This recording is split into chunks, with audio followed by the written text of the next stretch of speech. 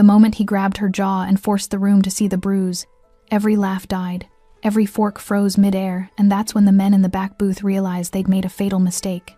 No shouting, no threats, just one calm sentence that turned the diner into a graveyard of silence. And what he did next didn't end that night. It followed them home.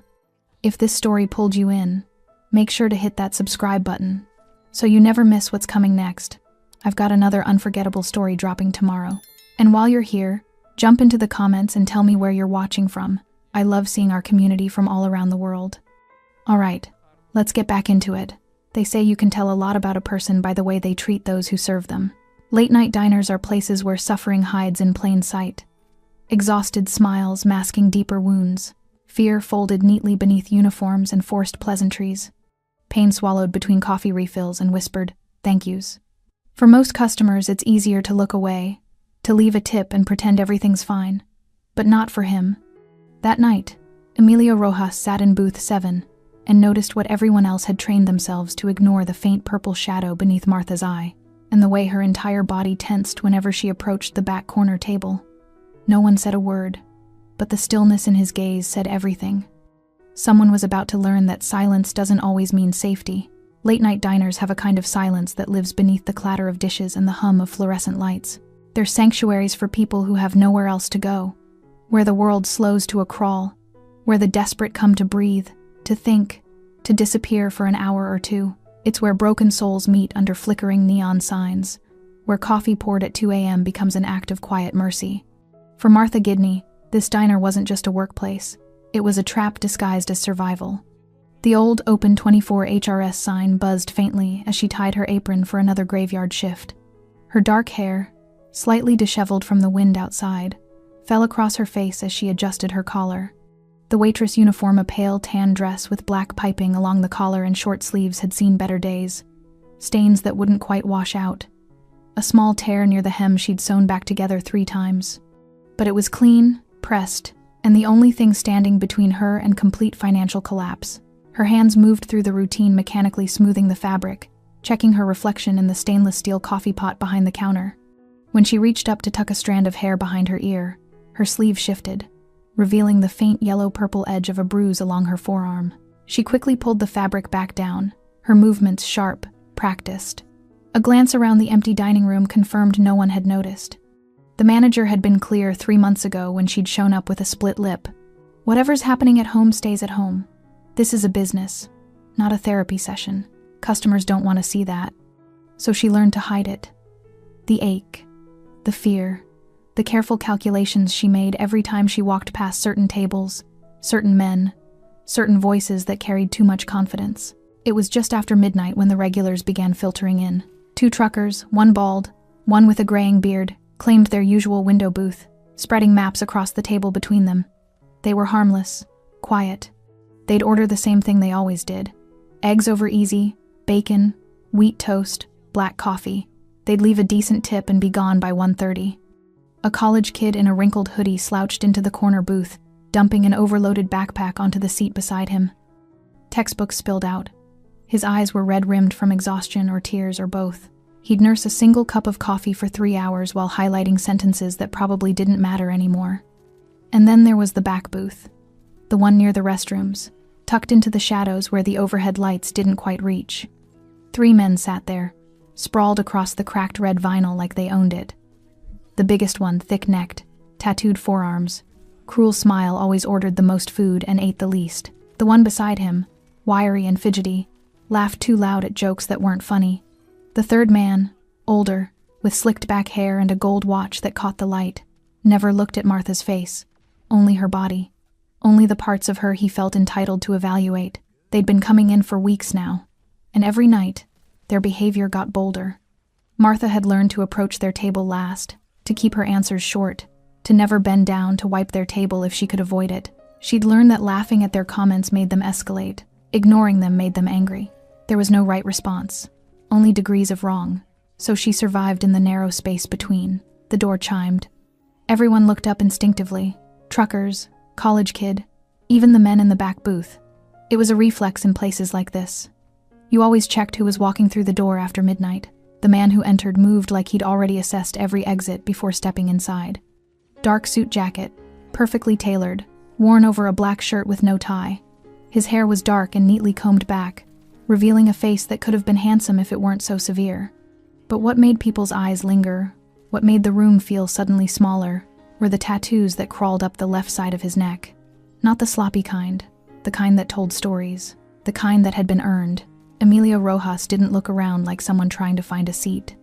He chose booth 7, center of the room, back to the wall, clear sightlines to every table and both exits, and sat down with the calm of someone who'd done this 1,000 times before. Martha grabbed a coffee pot and a menu, forcing her professional smile into place.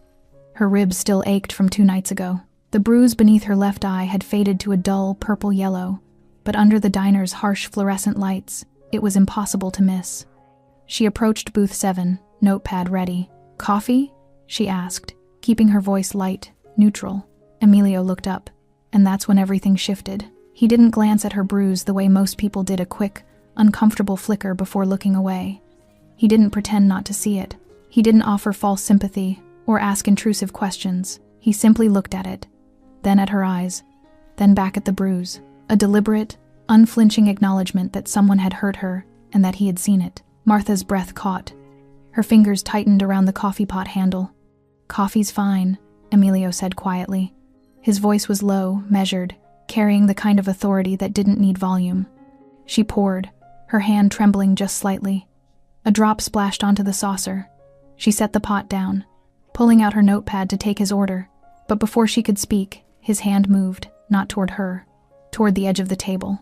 His fingers, adorned with a single silver ring, tapped twice against the laminate surface.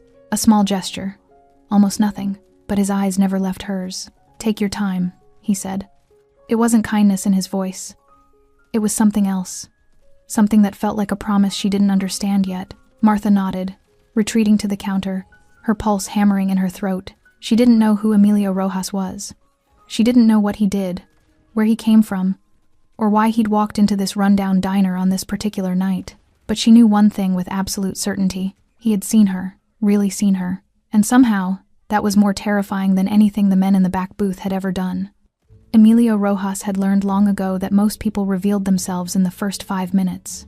The way they carried their shoulders, the rhythm of their breathing, the micro-expressions that flashed across their faces before they remembered to hide them. He'd built an empire on that knowledge. Sitting in booth 7, he didn't need to look directly at Martha to track her movements. Peripheral vision told him enough. The way she favored her left side when she walked, the slight hitch in her breath when the men in the back booth called out to her, the practiced smile that never quite reached her eyes. He'd seen 1,000 versions of this story. Different cities, different faces, same ending, unless someone interrupted the pattern. Emilio lifted his coffee cup, taking a slow sip while his eyes swept the diner with methodical precision. The truckers were harmless working men too tired for trouble. The college kid was drowning in his own problems, oblivious to everything beyond his textbooks. The cook in the back, visible through the kitchen window, moved with the exhausted efficiency of someone who'd stopped caring years ago. Then there were the 3 men. The big one, crew cut, neck like a tree trunk, sat with his legs spread wide, taking up more space than necessary. Alpha posture. The kind of man who'd never been told no and wouldn't recognize the word if he heard it. The wiry one beside him couldn't sit still, drumming fingers, bouncing knee. Eyes that darted around the room looking for reactions to his friend's jokes. A follower, dangerous only in groups. The older one, expensive watch, slicked hair, manicured hands, was the Jinjun problem. He had the stillness of someone who'd orchestrated violence without ever dirtying his own hands. The way he looked at Martha wasn't lust. It was ownership. Like she was property he'd already purchased, just waiting for delivery. Emilio had dealt with men like this before. They usually ended up regretting their certainty. Martha passed by his table carrying plates for the truckers. She moved like someone navigating a minefield, each step carefully calculated to avoid triggering an explosion. When she set down the food, her sleeve rode up slightly, revealing another bruise on her wrist, this one darker, fresher. Emilio's jaw tightened imperceptibly. "More coffee?" Martha asked, appearing at his table with the pot. She kept her distance, hovering just outside arm's reach, a barrier she'd learned to maintain. "Please." As she poured, Emilio noticed her hands, small scars across her knuckles, burns on her fingers from handling hot plates. Working hands. hands that had never stopped moving long enough to heal properly. "You work every night?" he asked quietly. The question seemed to catch her off guard. Most customers didn't ask. They ordered, ate, paid, left. They certainly didn't notice her beyond the function she served. "Most nights," Martha said carefully, her professional mask sliding back into place. "Can I get you anything else? What time do you finish?" Martha's entire body went rigid. Her eyes flicked toward the door, calculating distances, escape routes. This was the moment men usually revealed their intentions. This was when the friendly questions turned into demands. "I'm sorry, I'm not asking for me," Emilio interrupted, his voice still low, still calm. "I'm asking how long you have to stay here with them." He didn't gesture toward the back booth. Didn't need to. Martha's professional smile cracked for just a second. Beneath it, Emilio saw exhaustion, fear, and something else, a flicker of desperate hope that someone, anyone, had finally noticed the truth she'd been screaming silently for months. I close at 6 a.m., she whispered. 6 hours. 6 more hours of walking past that table, enduring their comments, their looks, their hands that brushed against her accidentally, every chance they got. "You okay, sweetheart?" The shout came from the back booth. The big one, grinning like a predator who'd spotted wounded prey. "You're spending an awful lot of time over there. Don't want us to get jealous." His friends laughed. The sound was ugly, performative, designed to establish dominance. Martha's face flushed. "I'll be right there," she called back, her voice steady despite the tremor Emilio could see running through her shoulders. She turned to leave, but Emilio's voice stopped her. "Martha," she froze. He'd read her name tag, but hearing it spoken aloud with respect, with recognition of her as a person rather than a function, made something in her chest tighten painfully. "You didn't do anything wrong," Emilio said quietly. "Remember that." Martha didn't respond. Couldn't. She just nodded once, quickly, before hurrying away. Emilio watched her go, then shifted his attention fully to the back booth. The 3 men had noticed his interest. The big one was staring at him now, sizing him up, trying to decide if Emilio was a threat or just another customer who'd look away like everyone else. Emilio didn't look away. He held the man's gaze with the kind of stillness that made people deeply uncomfortable. No aggression, no challenge, just presence. The kind of presence that said, "I see exactly what you are, and I'm not impressed." The big man's smile faltered. He shifted in his seat, unsure how to respond to someone who refused to play by the usual social rules. "You got a problem?" he called out, his voice loud enough to carry across the diner. The truckers looked up. The college kid's head swiveled. Even the cook glanced out from the kitchen. Emilio took another sip of coffee, set the cup down with deliberate care. "Not yet," he said. His voice wasn't loud, but it cut through the diner like a blade. "Do you?" The temperature in the room dropped. The older man in the expensive watch leaned forward, placing a calming hand on his friend's arm. He'd recognized something the others hadn't. The tattoos on Emilio's neck weren't decorative. The suit wasn't off the rack. The control in every movement wasn't accidental. "We're good," the older man said smoothly. "Just making conversation." "Good," Emilio replied. "Keep it civil." It wasn't a request. The older man's eyes narrowed, but he nodded slowly. Understanding had passed between them. A recognition of power, of consequence. For now, they'd behave, but Emilio knew their type. Restraint wasn't in their nature. It was only a matter of time before they escalated. When they did, he'd be ready. Martha reappeared with his food, eggs, bacon, wheat toast. She set it down quickly, not meeting his eyes. "Thank you," Emilio said. She nodded and hurried away, but not before Emilio saw something shift in her expression. A tiny crack in the armor she'd built around herself. Someone had noticed. Someone had stood up. Someone had made the men in the back booth back down, even temporarily. For Martha, that small moment of protection was more than she'd received in months. For Emilio, it was only the beginning. He'd learned to read rooms, to identify predators and prey, to know when violence was inevitable and when it could be postponed. But he'd also learned something else, that sometimes the most dangerous thing you could do was watch and wait, because restraint, when finally broken, becomes absolute.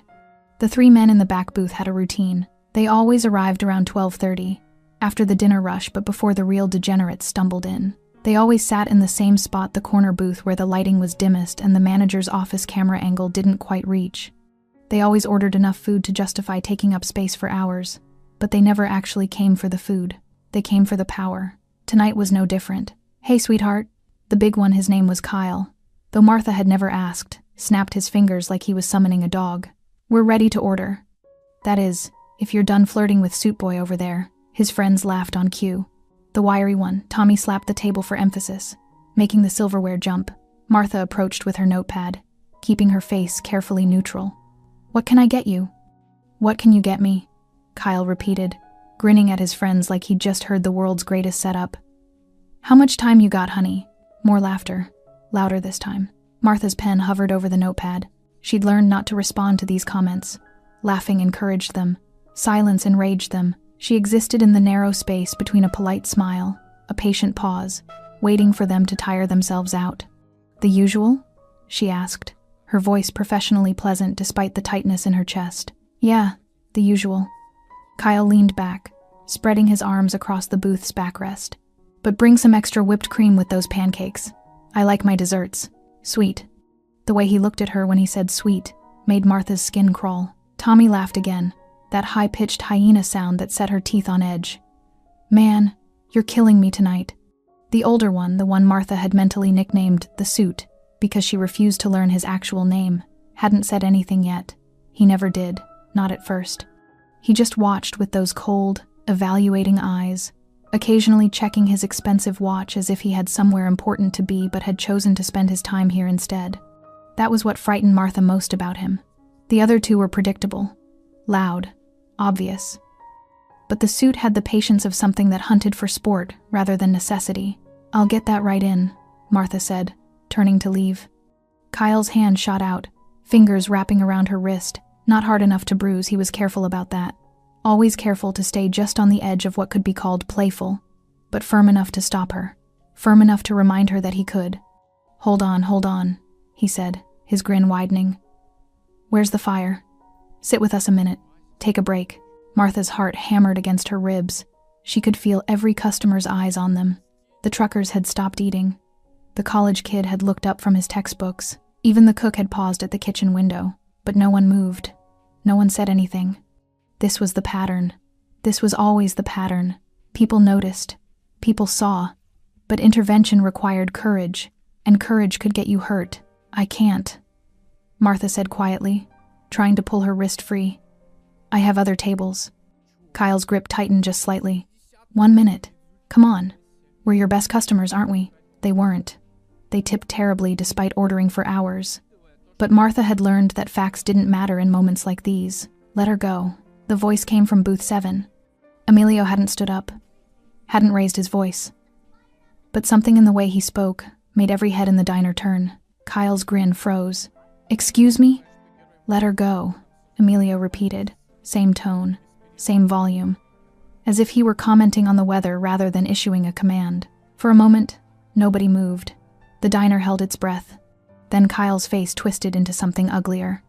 He released Martha's wrist, but only so he could turn his full attention to Emilio. "This your girl or something? She yours?" "She's nobody's," Emilio said quietly. "That's the point you seem to be missing." Tommy's laughter had died. He glanced nervously between Kyle and Emilio, suddenly aware that the energy in the room had shifted into something dangerous. The Suit finally spoke, his voice smooth and controlled. "We're just having fun. No harm meant. Right, sweetheart?" He looked at Martha expectantly, waiting for her to perform the ritual denial, to laugh it off, to say everything was fine so everyone could go back to pretending they hadn't seen anything. Martha's mouth opened, but no words came out. Because across the diner, Emilio was looking at her. Not with pity, not with anger, just acknowledgement. A steady gaze that said, "Tell the truth. I'm here." "It's not fun," Martha heard herself say, her voice barely above a whisper. "It's never fun." The silence that followed felt like the moment before lightning strikes. Kyle's face flushed red. "What did you just—" "You heard her." Emilio stood up slowly, smoothing his jacket. He didn't walk toward the back booth. Didn't need to. Just standing was enough. Just the promise of movement was enough. The Suit's eyes narrowed, reassessing. His hand moved to Kyle's shoulder, applying pressure. A signal. Not now. Not here. Not with witnesses. "We should probably get going anyway," the Suit said calmly, pulling out his wallet.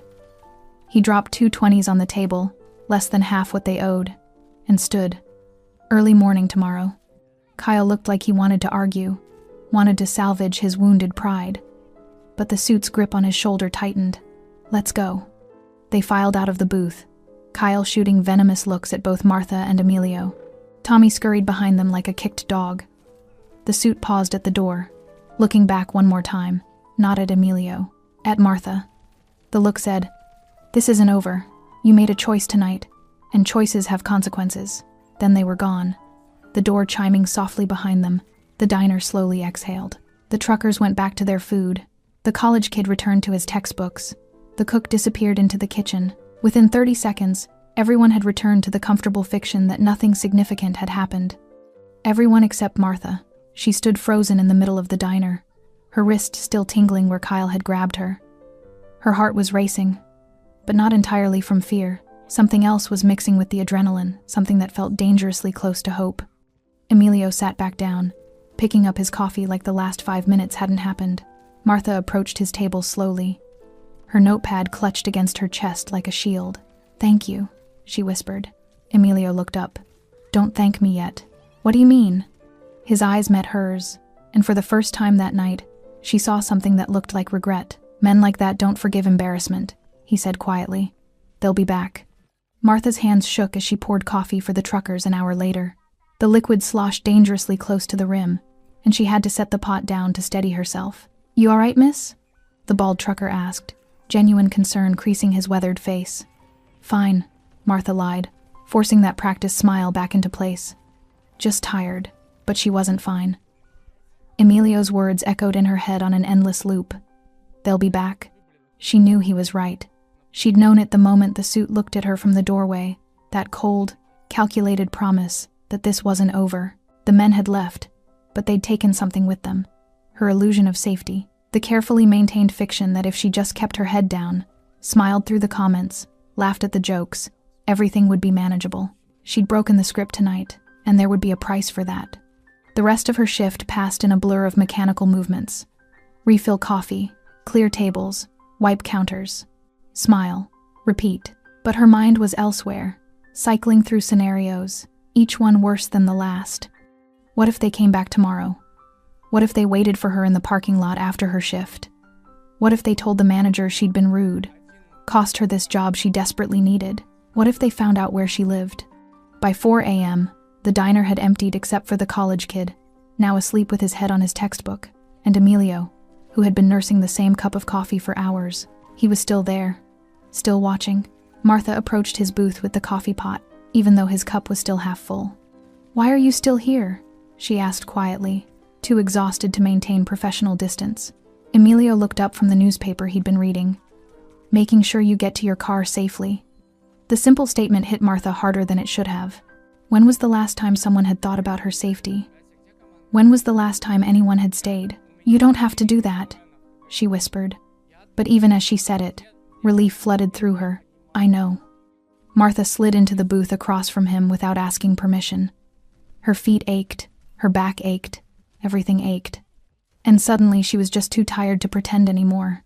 "They will come back," she said, not as a question but as a fact she was finally accepting. "And when they do, you won't be here." Emilio folded his newspaper carefully. "Probably not." "So what was the point? You made them angry, made me a target, and now you were already a target." Emilio interrupted gently. "I just made them show it." Martha blinked, thrown by his directness. "Those men come in here every night," Emilio continued. "They push boundaries a little further each time, testing, seeing what they can get away with. How long until one of them follows you home? How long until just fun becomes something you can't walk away from?" Martha's throat tightened, because she'd thought about this. Late at night, lying awake in her tiny apartment, she'd run through these exact scenarios. She'd told herself she was being paranoid, that she was overreacting, that if she just kept managing the situation, it would never escalate. But deep down, she'd known, it always escalated. "I can't quit," Martha said, her voice cracking. "I can't. My mom's in a care facility in Riverside, early onset dementia. She's only 56, and she doesn't even remember my name half the time, but the bills keep coming. $11,000 a month. Insurance covers some, but not enough. Never enough. The words poured out of her like a broken dam. She hadn't meant to tell him any of this. Hadn't meant to explain why she endured the comments, the looks, the hands that lingered too long. But exhaustion had stripped away her filters. I work here 6 nights a week. I clean houses during the day when I can. I drive for a rideshare app on Sundays, and it's still not enough. I'm drowning, and those men know it. They can smell desperation. Martha laughed bitterly. The manager knows too. That's why he looks the other way. Because he knows I can't afford to walk out. Emilio listened without interrupting, his dark eyes steady on her face. And my ex, Martha's voice dropped to barely a whisper. He shows up sometimes. When he needs money. When he's been drinking. When he decides I need to be reminded that I'm nothing without him. Her hand unconsciously moved to her ribs, where the bruises had finally started to fade. He gave you that bruise, Emilio said. Not a question. Martha nodded, unable to meet his eyes. He's why I can't go to the police about those men. Because if I draw any attention to myself, if I make any kind of report, he finds out. And when he finds out, she trailed off, the rest too terrible to say aloud. For a long moment, Emilio said nothing. The ancient clock on the wall ticked steadily. The fluorescent lights hummed. The college kid snored softly in his booth. What's his name? Emilio finally asked. Why? What's his name? Martha hesitated. Something in Emilio's tone made her deeply uneasy. Not afraid of him exactly, but afraid of what he might do with the information. It doesn't matter, she said. There's nothing anyone can do. I just have to. Survive. Keep my head down. Make enough money to cover Mom's bills. Stay invisible. You're not invisible, Emilio said quietly. That's the problem. Martha looked up, confused. People like those men, like your ex, they don't target invisible people.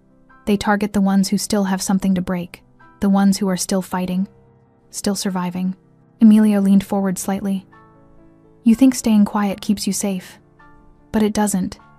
It just teaches them they can take more. What else am I supposed to do? Martha's voice rose, frustration and fear bleeding through. Fight back? I'm 5'4" and 120 pounds. I'm broke. I'm alone. I have no family except a mother who doesn't know who I am. So please, tell me what exactly are my options here. Emilio held her gaze for a long moment. Then he pulled a business card from his jacket pocket and slid it across the table. It was plain white, no company name, just a phone number embossed in black ink. When it gets bad, and it will get bad, you call that number. Who are you? Martha whispered. Someone who understands that some problems can't be solved with police reports and restraining orders. Emilio stood, dropping cash on the table far more than his bill. Get some rest, Martha. And stay aware. Those men will come back to test whether tonight was an anomaly or a new pattern. And if they do? Emilio's expression didn't change, but something flickered in his eyes. Something cold and certain. Then they'll learn the difference between embarrassment and consequence. 3 nights passed. 3 nights of Martha arriving for her shift with Emilio's business card folded in her apron pocket. 3 nights of looking over her shoulder in the parking lot. 3 nights of holding her breath every time the door chimed, expecting to see Kyle's cruel grin or the suit's calculating stare, but they didn't come. The diner returned to its usual rhythm. Truckers, insomniacs, the occasional drunk stumbling in for coffee and regret. The college kid still claimed his corner booth. The cook still moved through his routines with mechanical efficiency. And Martha started to believe that maybe, just maybe, it was over. She should have known better. Friday night brought a cold front that rattled the diner's windows and kept the customers coming. By midnight, every booth was full. The counter seats were occupied. Even the manager had emerged from his office to help bus tables, though he spent most of his time complaining about the workload. Martha moved between tables with practiced efficiency, her feet aching in the worn sneakers she'd worn for 6 months because new ones weren't in the budget. The tips were good tonight. Really good. She'd already made enough to cover most of this week's groceries, maybe even put something toward the pile of bills waiting on her kitchen table. For the first time in weeks, she felt something that almost resembled hope. The door chimed at 12:30. Martha was refilling coffee for an elderly couple when she heard it, and something in her chest clenched before she even turned around. They were back, all 3 of them. Kyle walked in first, his bulk filling the doorway. Tommy followed, that nervous energy radiating off him in waves. The suit came last, his expensive watch catching the fluorescent light as he surveyed the crowded diner with obvious displeasure. Their usual booth was occupied by a family parents and two teenagers who'd stopped on their way through town. Martha watched, frozen, as Kyle approached the family's table. "Hey," he said, his voice friendly but his posture anything but. "That's our booth. We need you to move." The father looked up, confused. "I'm sorry. We just ordered. I don't care. Move." The mother's hand found her husband's arm, squeezing tight. Fear recognition. The understanding that some men don't respond to reason. "We'll just finish our meal and—" Kyle's hand slammed down on the table, making the teenagers jump. "Now!" The manager appeared from nowhere, that practiced smile on his face. The one he used when he wanted to smooth things over without actually solving problems. Gentlemen, he said, guiding Kyle away from the family. "Let me find you another booth. Nice one by the window. Martha will take excellent care of you." Martha's stomach dropped. The manager met her eyes across the diner, and his expression said everything. "Don't make trouble. We need their business. Just do your job." Kyle, Tommy, and the suit settled into a booth near the kitchen. Not their preferred spot, but close enough. And the way they looked at Martha as she approached, smiles too wide, eyes too sharp, made it clear that the 3-day absence hadn't cooled their interest. If anything, it had intensified it. Well, Kyle said as Martha reached their table. "Look who it is. We missed you, sweetheart." Martha pulled out her notepad, her hand trembling slightly. "What can I get you?" "An apology would be nice," Tommy said, that hyena laugh starting up. "You hurt Kyle's feelings last time, made him feel unwelcome." "The usual is fine," the suit interrupted smoothly. He was studying Martha's face, looking for something. Fear, maybe, or regret. Martha wrote down their order, keeping her eyes on the notepad. "I'll get that right in." As she turned to leave, Kyle's voice followed her. "Hey, where's your boyfriend? The one in the fancy suit?" Martha kept walking, but her shoulders tensed. "That's what I thought," Kyle called out, louder now. Loud enough for nearby tables to hear. "Big man makes a scene, then disappears. Leaves you here all alone. That's what heroes do, right?" Laughter from Tommy. Silence from everyone else. The next 2 hours were torture. Every time Martha passed their booth, Kyle found new ways to make her uncomfortable. Compliments that felt like threats. Questions that demanded personal answers. His leg stretched out into the aisle, so she had to step over it, or around it, or ask him to move, which he did slowly, mockingly, making a show of his cooperation. Tommy kept up a running commentary, narrating Martha's movements like a sports announcer. "And there she goes, folks. Look at that hustle, that dedication." The suit said little, but his silence was worse. He watched, waited, occasionally checking his watch as if he had a schedule, a plan that Martha wasn't privy to. The other customers pretended not to notice. The manager stayed in his office. The cook kept his head down. This was the pattern. This was always the pattern. Around 2:30, the diner started to empty. The family had left hours ago. The elderly couple had paid and gone. Even the truckers had finished their meal and hit the road. Soon it was just Martha, the college kid asleep in his corner, the cook, and the 3 men. And that's when everything changed. Kyle stood up as Martha passed, blocking her path to the kitchen. "Excuse me," Martha said quietly, trying to step around him. He moved with her, maintaining the blockade. "Where you going? We're not done talking. I have other tables." "No, you don't," Kyle gestured at the empty diner. "It's just us, so why don't you stop being such a bitch and sit down for a minute?" The word hung in the air like a slap. Martha's face flushed.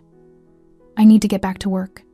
"I think you need to learn some manners." Kyle's hand reached out, not for her wrist this time, for her face. His fingers brushed her jaw, tilting her chin up, forcing her to meet his eyes. "See? That's better. Now we can talk like, get your hand off her." The voice came from the doorway. Everyone turned. Emilio Rojas stood just inside the diner, snowflakes melting on his dark jacket. His hair was slightly disheveled from the wind, and there was something different about his expression tonight. Something that made the temperature in the room plummet. He wasn't here to watch anymore. Kyle's hand dropped from Martha's face, but his posture remained aggressive. "You again. What, you stalking her or something?" Emilio didn't answer. He just walked forward, each step measured and deliberate, until he was standing directly in front of Kyle. Close enough that Kyle had to choose, step back, or stand his ground. Kyle chose wrong. "I asked you a question," he said, puffing out his chest. Emilio's hand moved with startling speed, not striking, not threatening, just reaching out to take Martha's jaw in his hand, the same way Kyle had moments before. But there was nothing aggressive in the gesture, nothing possessive. It was gentle, deliberate, a statement. Time seemed to slow as Emilio's hand cupped Martha's jaw. Not roughly, not with the claiming entitlement Kyle had shown, but with a controlled gentleness that was somehow more commanding than any show of force could have been. He tilted her face slightly, angling it toward the harsh fluorescent lights overhead.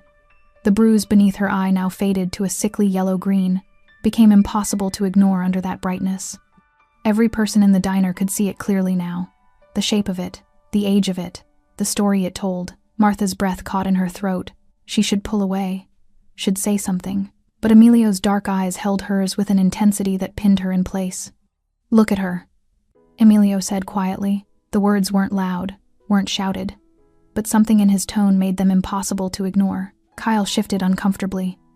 "Man, what the hell are you?" "Look at her." Emilio's voice dropped even lower, each word precise and measured. "Really look at what you've been doing, at what you think is funny." The diner had gone completely silent. The hum of the refrigerators, the tick of the old clock. Even the college kid had woken up, watching with wide, frightened eyes. Tommy had stopped laughing. His knee bounced frantically under the table, nervous energy seeking an outlet. The suit leaned back in the booth, his expression carefully neutral, but his hand had moved to his pocket, calculating, assessing whether this situation required intervention.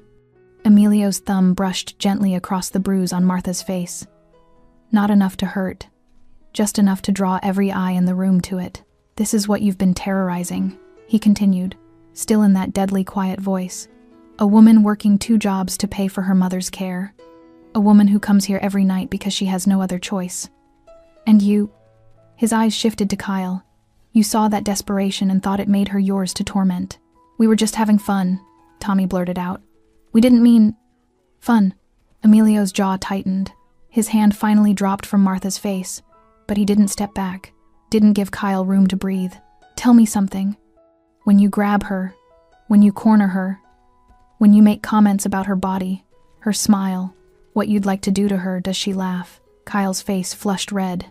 "Listen, man, does she laugh?" The question hung in the air like a blade.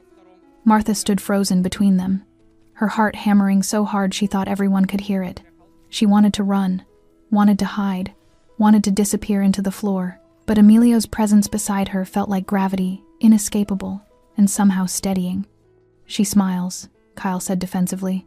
"She's friendly. We tip her.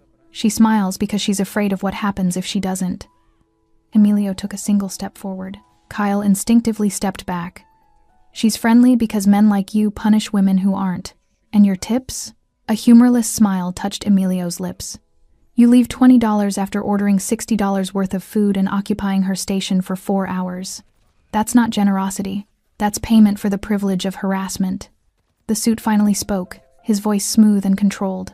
"I think you're overreacting. This is just a misunderstanding." "No." Emilio turned his gaze to the older man, and something in his expression made the suit's carefully maintained composure crack slightly. "This is you thinking you're untouchable. Thinking that because you wear expensive watches and speak politely, your cruelty is somehow refined, civilized." Emilio's hand moved to his jacket, and for a moment, everyone tensed, but he only pulled out his wallet. He extracted several bills, hundreds, by the look of them, and placed them carefully on the table in front of the suit. "That's for tonight, for every night you've been here." Emilio's voice remained quiet, but it carried through the diner like thunder. "Consider it payment, for services rendered, for the entertainment you've extracted from making a vulnerable woman afraid." The suit stared at the money, his face darkening. "Take it," Emilio continued, "because that's the last time you'll ever step foot in this diner. The last time you'll look at her. The last time you'll speak to her." Kyle found his courage somewhere in his humiliation. "You can't tell us where we can and can't." Emilio's hand shot out, not striking, but gripping Kyle's shoulder with enough force to make the bigger man wince.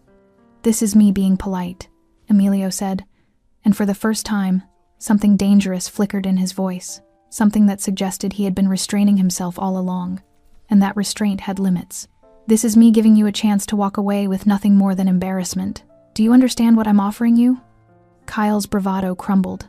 Up close, with Emilio's hand on his shoulder and those cold, certain eyes boring into him.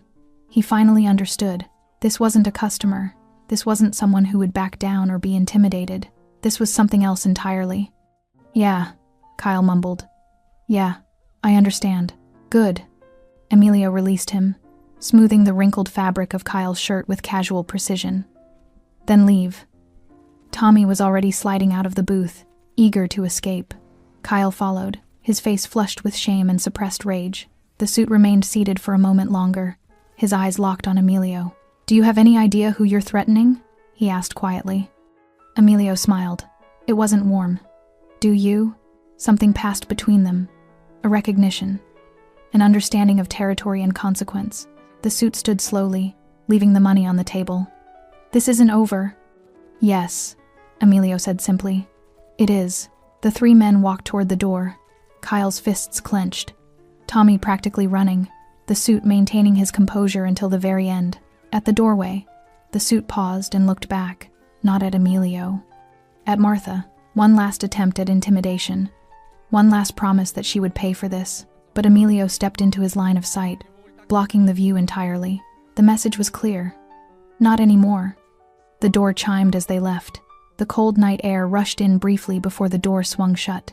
And then, silence. Complete, absolute silence. The college kid stared with his mouth slightly open. The cook had emerged from the kitchen, frozen in place. The manager had appeared in his office doorway but hadn't moved, hadn't spoken, hadn't done anything. Martha stood in the middle of the diner, trembling. Not from fear, from something else. Something that felt like pressure releasing after being held too long, like breathing after drowning. "Martha."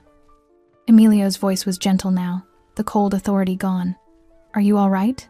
She wanted to answer, wanted to thank him, wanted to ask who he was, how he'd known to come back tonight, what he'd just done, but all that came out was a choked sob. And then she was crying, really crying for the first time in months. All the fear, all the exhaustion, all the nights of swallowing her dignity and her safety just to survive. It poured out of her in gasping, shaking waves. Emilio didn't touch her, didn't offer empty comfort. He just stood there, a steady presence. While Martha finally let herself break, the diner remained silent. The days after that night passed in a strange, suspended silence. Martha showed up for her shift Saturday evening expecting everything to have changed, but the diner looked exactly the same. Same flickering neon sign outside, same cracked vinyl booths inside, same burnt coffee smell mixed with grease and old dreams. But something fundamental had shifted. The manager avoided her eyes when she clocked in. Didn't make his usual comments about her being late, even though she was 5 minutes early. Didn't remind her about smiling more or moving faster. He just nodded and retreated to his office like he'd suddenly remembered she was more than a function. The cook, a man named Frank who'd worked there for 15 years and had never spoken more than 3 words to her, handed her a fresh pot of coffee and said quietly, "About time someone did something." Then he returned to his grill, and that was that. The back booth remained empty all night. And the night after that, and the night after that. By Tuesday, Martha started to believe that maybe Emilio had been right. Maybe they really were gone.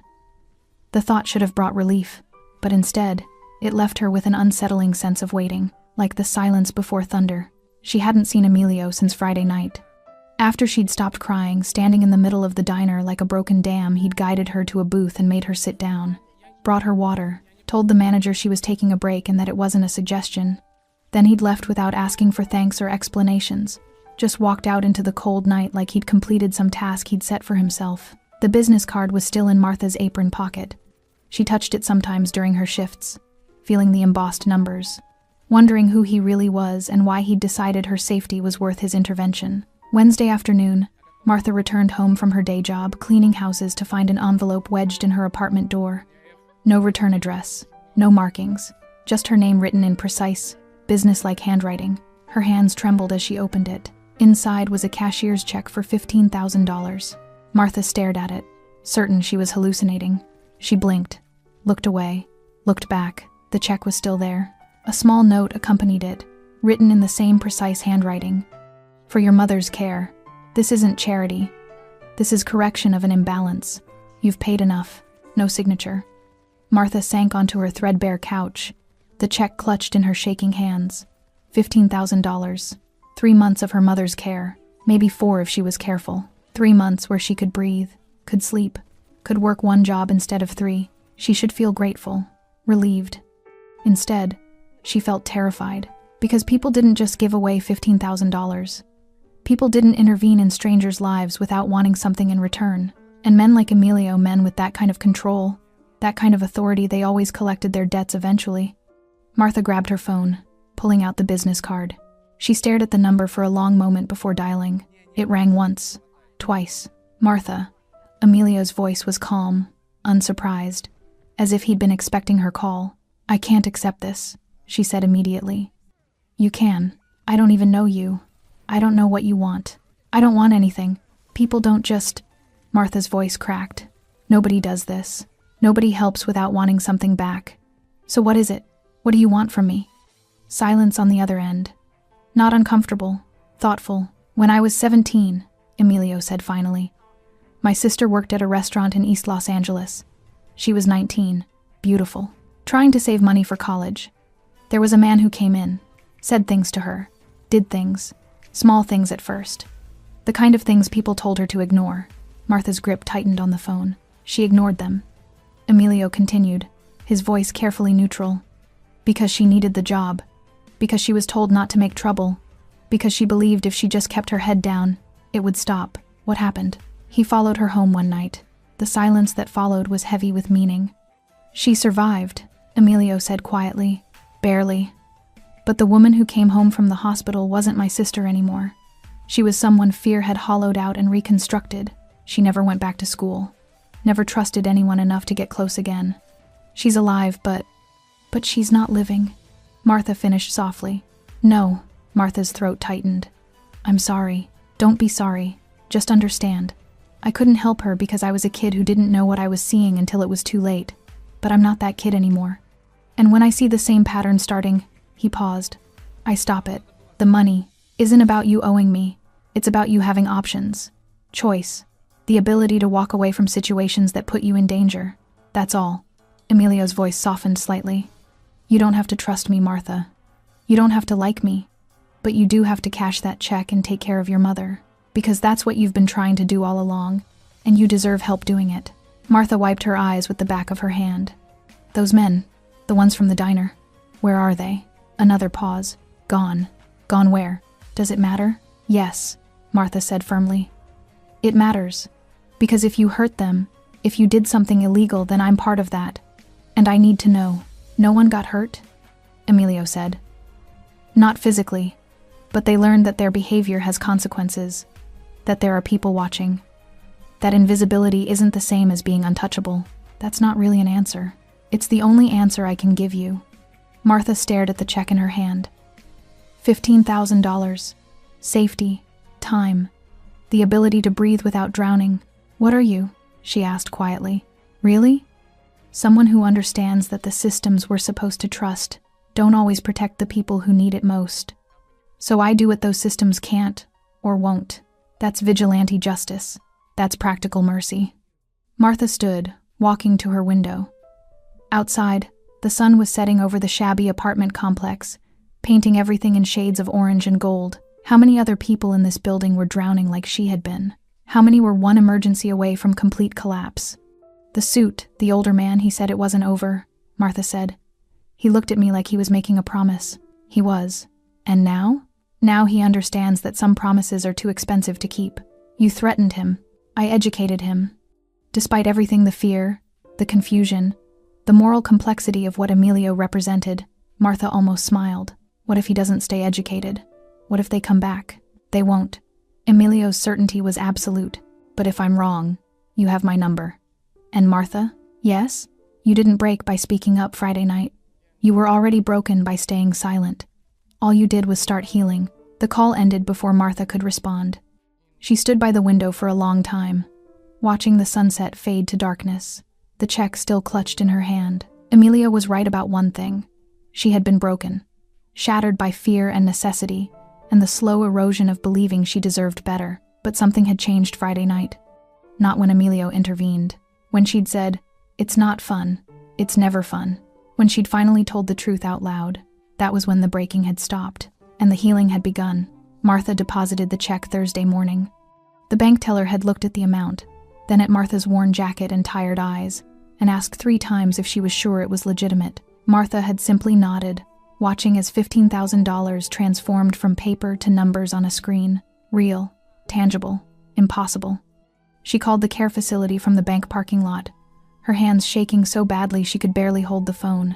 "I can pay," she told the billing coordinator. 3 months, maybe 4.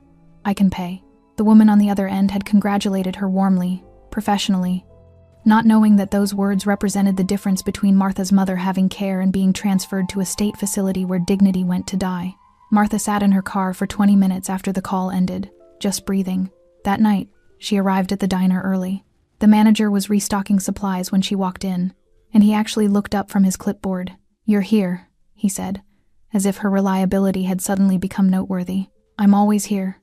He had the decency to look uncomfortable. "About Friday night, those men." "I should have—" "Yes," Martha interrupted quietly. "You should have." The manager's face reddened. "I was trying to avoid trouble. For everyone. You understand." "I understand that trouble was already here. You just didn't want to see it because addressing it would have been inconvenient." Martha tied her apron, her movements precise and controlled. "But I also understand that I need this job, so we're going to move forward. And if anyone treats me or any other server the way those men did, you're going to handle it. Immediately. Not later. Not with excuses. Immediately." The manager opened his mouth, closed it, then nodded slowly. Fair enough. It wasn't an apology. But it was acknowledgement. Martha would take it. The shift passed quietly. Regular customers. Normal orders.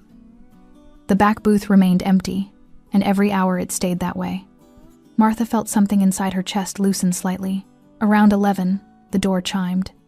Martha looked up automatically, and her breath caught. Emilio walked in, dressed differently than before. Dark jeans instead of dress pants. A simple black jacket instead of the suit. He looked almost ordinary if you ignored the tattoos on his neck and the way he moved through space like he owned it. He chose booth 7 again. His booth, apparently. Martha approached with coffee and a menu, trying to calm her racing heart. "You didn't have to come back," she said quietly as she poured. "I know. Are you checking on me?" Emilio's eyes met hers. "I'm having coffee. You happen to work here." Despite herself, Martha smiled slightly. "Right. Coffee. At 11 p.m. on a Thursday. I keep unusual hours." She set the pot down. "Thank you. For the check. For everything. I don't know how I'll ever—" "You won't." Emilio interrupted gently. "That's the point. This wasn't a transaction, Martha. It was just balance. Balance," she repeated. "The world takes from people like you. People who are trying, who are surviving, who deserve better. Sometimes it needs to give back." He glanced at the menu without really seeing it. "I just helped facilitate that." Martha slid into the booth across from him without asking. Her manager would probably disapprove, but something told her he wouldn't say anything this time. "Who are you?" she asked. "Really?" Emilio was quiet for a moment. "Does it matter?" "Yes, because you're in my life now. You've changed things. And I don't even know your last name. Rojas. Emilio Rojas." "What do you do, Emilio Rojas?" He smiled slightly. "I solve problems." "That's vague." Intentionally. Martha studied his face, the sharp angles, the controlled expressions, the eyes that saw too much. "Those men, Kyle, Tommy, the one with the watch. What did you really do to them?" "I had conversations. Just conversations. Productive conversations." Martha leaned forward. "I need to know I'm not part of something criminal, that I didn't benefit from someone getting hurt." Emilio's expression softened slightly. Kyle lost his job at his father's construction company. Turns out when certain information reaches certain people about workplace harassment, consequences follow. Tommy's probation officer received an anonymous tip about parole violations. Nothing violent, just facts reaching people who could act on them. And the suit? His real name is Gerald Kramer. He owns 3 businesses in this county. All of them are now under audit by the State Tax Commission. Emilio's smile was cold. Sometimes the most effective punishment is simply ensuring people face the consequences they've been avoiding. You destroyed their lives. No, I removed their ability to destroy others. Emilio's voice was firm. Those men made choices, for years probably, hurting people, intimidating them, believing their money or connections made them immune. I just ensured the immunity expired. Martha sat back, processing. That's not how the system is supposed to work. The system wasn't working. For you. For countless others. Emilio met her eyes steadily. I'm not a good man, Martha. I won't pretend to be. But I'm useful. And sometimes usefulness matters more than goodness. They sat in silence for a moment, the diner humming around them. My ex, Martha said suddenly. The one who gave me the bruise. He showed up yesterday. Outside my apartment. Emilio's entire demeanor changed. The casual posture vanished, replaced by focused intensity. Did he touch you? No. He just stood there, watching, making sure I knew he could find me whenever he wanted. What's his name? Martha hesitated. This was the line. Once she crossed it, there was no going back. His name, Emilio repeated quietly. Brandon Wells. Emilio pulled out his phone, typing quickly. Address? Martha gave it to him, the words feeling like both betrayal and liberation. He won't bother you again, Emilio said simply. You can't just... I can. And I will.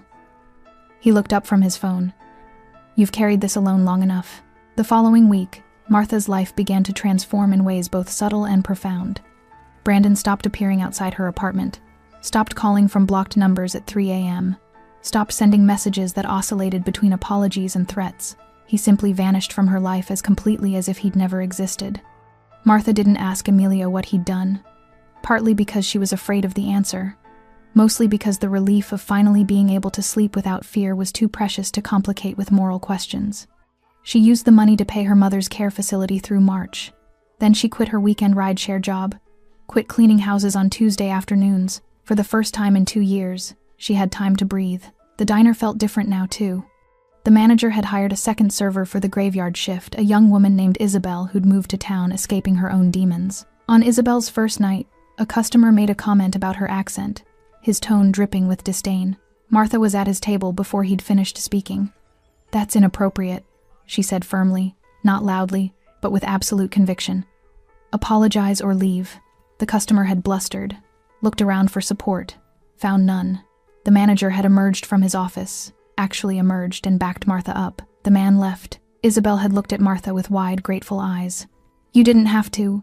Yes, Martha interrupted gently. I did. Because she'd learned something in the weeks since Emilio had intervened. Silence wasn't safety. Silence was complicity, and she was done being complicit in her own diminishment. Emilio continued coming to the diner twice a week. Always booth 7. Always late evening.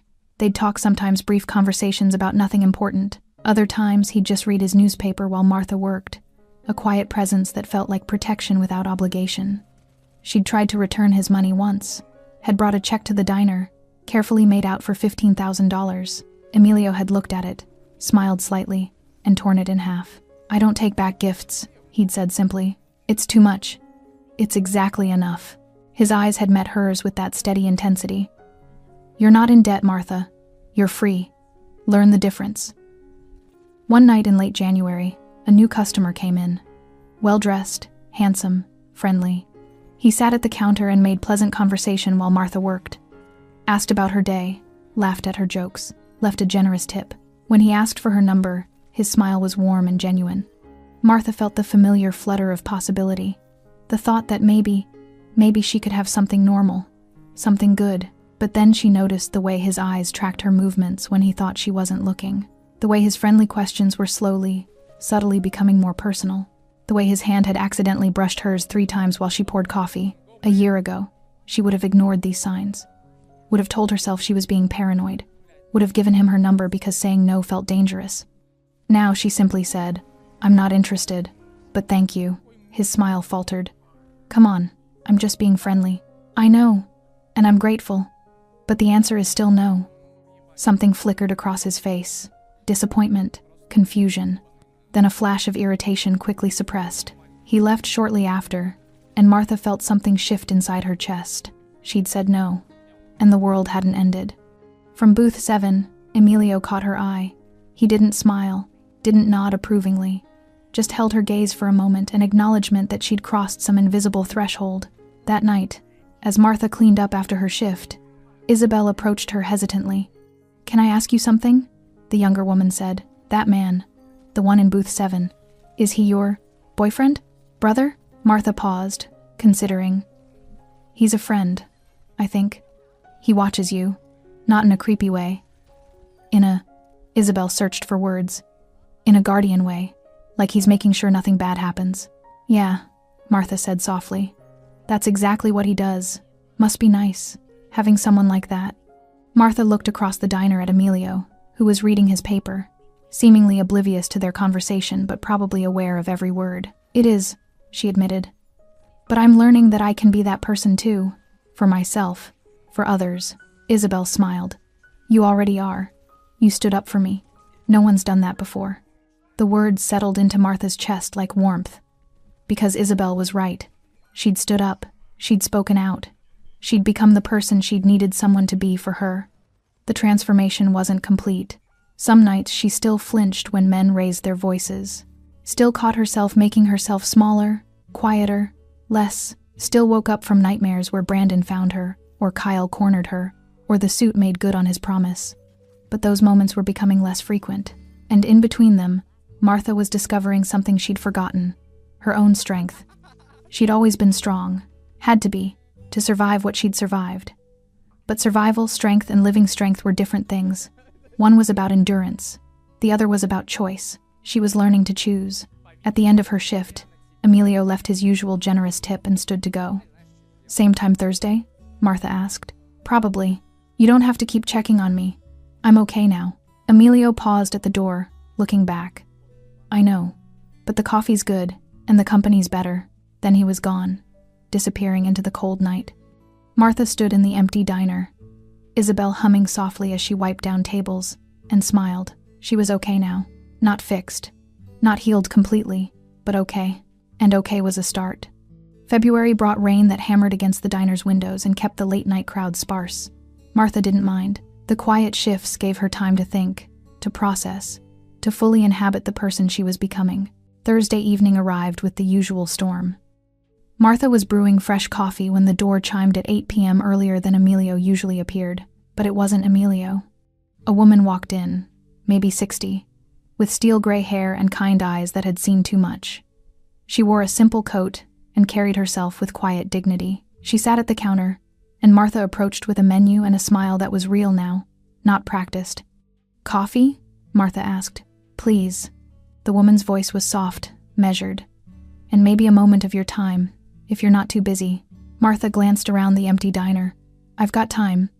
As she poured coffee, the woman said, My name is Rosa. Rosa Rojas. Martha's hand stilled. Rojas, Emilio's mother. The words hung between them. Martha set the pot down carefully, her mind racing. He doesn't know I'm here, Rosa continued. He'd probably be angry if he did. My son has always preferred to do his kindness in shadows. Why are you here? Rosa smiled, sad and proud simultaneously. To tell you something he won't, to give you context he'd never offer. She wrapped her hands around the coffee cup. You remind him of his sister, not in appearance, in circumstance. In that quiet desperation of someone who's been told to accept what's unacceptable. Martha slid onto the stool beside her. He told me about her. What happened? Did he tell you what it did to him? How he blamed himself for not seeing, not stopping it? Rosa's eyes glistened. My son built an empire from nothing. Built it on violence and control, and all the things mothers pray their children never become. But he built it for a reason. To protect people. To stop what happened to Elena from happening to anyone else. At least, anyone he could reach. Rosa took a sip of coffee. He's not a good man by most definitions. But he's a necessary one. And the people he helps, people like you, they're his redemption. I don't need him to protect me anymore, Martha said softly. I know. He knows too. That's why what he did matters. Rosa met Martha's eyes. He didn't save you. You saved yourself. He just removed the obstacles preventing you from doing so. That's what he does. Create space for people to find their own strength. Martha felt tears prickling her eyes. I don't know how to thank him. You already have. By surviving, by thriving, by standing up for that young woman you hired. Rosa smiled. He watches, you know. Makes sure the pattern holds. Makes sure the safety continues. That's his nature. Will he keep coming here? For a while. Until he's certain you don't need the reminder that someone's watching. Then he'll fade back into shadows. That's his way. Rosa stood, leaving money on the counter. But knowing someone like my son exists, someone who understands that mercy sometimes requires force that changes you, changes how you move through the world. It already has. Rosa touched Martha's hand gently. Good. Because the world needs women like you. Women who've been broken and learned to rebuild themselves stronger than before. Women who remember what it felt like to need help and make sure others receive it. After Rosa left, Martha stood alone in the quiet diner, rain drumming steadily against the windows. Emilio arrived an hour later, shaking water from his jacket. "You're late," Martha said, pouring his coffee. "Traffic. Your mother came by." Emilio's hand froze halfway to his cup. "Did she? She told me about Elena, about you, about why you do what you do. She talks too much. She's proud of you, worried about you, both at the same time." Emilio sighed, a rare break in his controlled demeanor. "I'm sorry if she..." "Don't," Martha cut him off. "Don't apologize. She helped me understand something important." "What's that?" "That silence can mean different things. The silence I lived in before that was erasure, invisibility. But the silence you create? That's space. Room to breathe, to heal, to become." Emilio studied her face. "You're different. I'm myself." Maybe for the first time in years, they sat in comfortable, quiet. The storm outside a distant soundtrack. "I won't be able to come as often," Emilio said eventually. "There are other situations, other people who need space," Martha finished. "I know, and that's okay, because you were right. I'm not in debt to you. I'm just grateful, and I'll carry that forward. For others who need what you gave me," which was, Martha smiled, permission to stop accepting the unacceptable, and the safety to do something about it. Emilio stood to leave, dropping his usual tip, still generous, still understated. At the door, he paused. "Martha, yes? You were never weak. You were never broken. You were just tired."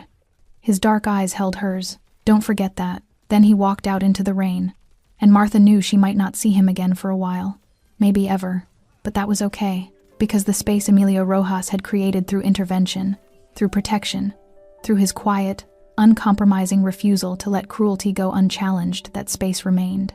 And Martha would guard it fiercely, for herself, for Isabel, for every person who walked through the diner's doors carrying wounds they'd been told to hide. The rain continued, the coffee brewed, the night stretched ahead, and Martha Gidney, waitress, survivor, guardian of her own dignity, smiled. Because she was free, not because someone had saved her, but because someone had believed she was worth saving, and in learning to believe it herself, she'd become unbreakable. Thanks for staying with this story, right till the final moment. You're the reason these stories come alive. If you're ready for another powerful journey, just tap the next video on your screen. And before you go, leave a quick comment and rate this story from 1 to 10. I'm excited to see your thoughts and connect with you down there. Мораль. Когда ты заходишь в интернет и видишь, как люди там в Дубае летают, покупают себе огромное количество автомобилей какие-то. Ну, много всего такого, что ты за эту зарплату себе никогда в жизни позволить не сможешь. И как человеку оставаться морально типа сильным? Что ему нужно делать? Ну, наверное, во-первых, это, наверное, все от семьи исходит, да? То есть, какая семья у тебя, как она построена. Если ты один живешь, это сложно, да, ты будешь сам себя, но у тебя, опять-таки, возможно, ну, родители, если есть, которые, друзья, поддержат тебя в какой-то момент, хотя бы просто отвлекут тебя от этих мыслей. А если у тебя, к примеру, там, семья, жена, к примеру, да, есть дети, тут, наверное, поддержка только от них исходит какая-то. Вот. Чтобы не упиваться в своих мыслях о том, что какая нынче сложная жизнь. И, наверное, других-то вариантов, в принципе-то, и нету. Какие вот еще варианты, в принципе, изменить, поменять свою жизнь настолько, чтобы она была, ну, казалась тебе удачной, да, реализованным себя в жизни, в чем-то. В чем, вот как проявляется на самом деле у нас реализованность? Наверное, у 90% случаев это финансовая финансовое благополучие, финансовая независимость. Это, наверное, одно из таких ключевых моментов, когда человек, наверное, считает себя реализованным, да, в этой жизни. То есть, как добиться этого? То есть, с учетом того, что даже возьмем нашу страну, да, сколько миллионов людей здесь живет, как каждому добиться этого результата? Непонятно. И с каждым годом просто ситуация становится все хуже и хуже. Все дорожает, люди зарабатывают либо столько же. Ну, даже если они зарабатывают столько же, на самом деле этого все уже недостаточно. К чему это все приведет на самом деле? В оконцове, наверное, мир погрязнет в большую депрессию в какую-то. Какие-то войны, возможно, или еще что-то еще больше глобальных таких вещей, которые не приведут ни к чему хорошему на самом деле. Поддержка каждого человека именно для того, чтобы он держался, наверное, морально, заключается в том, что, ну, наверное, дом, в который ты приходишь, должен быть крепостью твоей, да, что это единственное должно быть место, где ты будешь чувствовать себя под защитой. Для этого было придумано, наверное, своя пещера изначально, потом свои какие-то чумы, палатки различные, да, потом все это превратилось, на данный момент это у нас дома, квартиры, в которые мы приходим и должны ощущать себя в безопасности, чтобы можно быть немного морально расслабленным с учетом того, что ты выходишь каждый день на работу, на улицу, и все равно давление вот это вот, оно все присутствует. Когда ты заходишь в магазин, видишь цены эти, да, и так далее, не можешь себе что-то там приобрести, позволить на ежедневной основе, это откладывает большой, наверное, отпечаток. Не, наверное, а точно. И поэтому, когда возвращаясь домой, ты чувствуешь, вот хотя бы есть типа уголок того места, куда ты можешь прийти.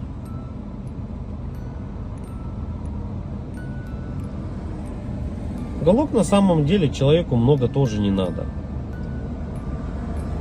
Можно хотеть большего, но на самом деле человеку одному много не надо. Да?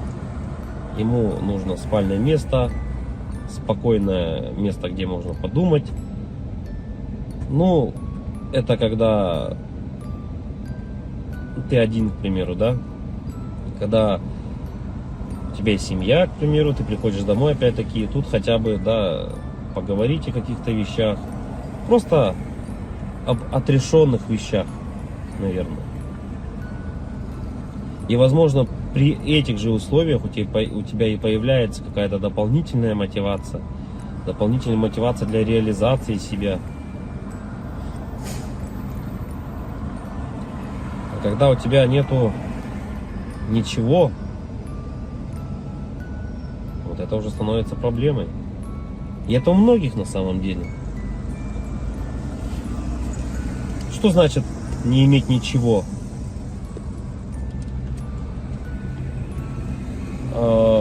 Тут, наверное,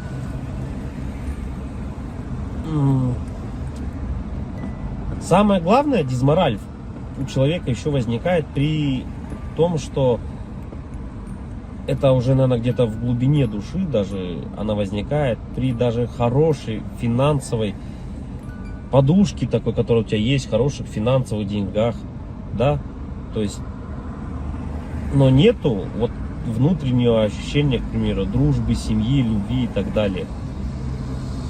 Это уже отдельно на самом деле разговор, потому что мы, вот, к примеру, можем взять, как сейчас вот Мелстрой, если кто-то смотрит, насколько тяжело обладать такими финансами и не иметь, по сути, ничего. Ни друзей, ничего не иметь. Так главное, это получается для бедных главное деньги, для богатых главное какое-то внутреннее ощущение нужности, не из-за денег. Вот такой вот. И эта борьба какая-то такая и вот эти два слоя общества, богатые и бедные, они друг друга не понимают. На самом деле из-за этого, возможно. Потому что богатый человек, он уже не смотрит на деньги, он не считает эти деньги. Ему важно внутреннее вот это вот ощущение того, что он нужен без них даже. Это как Тони Старку сказали: а кто ты без костюма? На вот это я филантроп, тудым-сюдым, он сказал, да? Так и человеку, у которого много денег, ты задашь вопрос: а кто ты без денег? Ну, что ты представляешь себе без денег? Вот и это, наверное, возможно, таких людей богатых, как вот, например, там Мелстрой, задав ему этот вопрос: а кто ты без денег? Он на него ответить-то и не сможет. Обратная сторона людей бедных, да, вот если мы посмотрим, человеку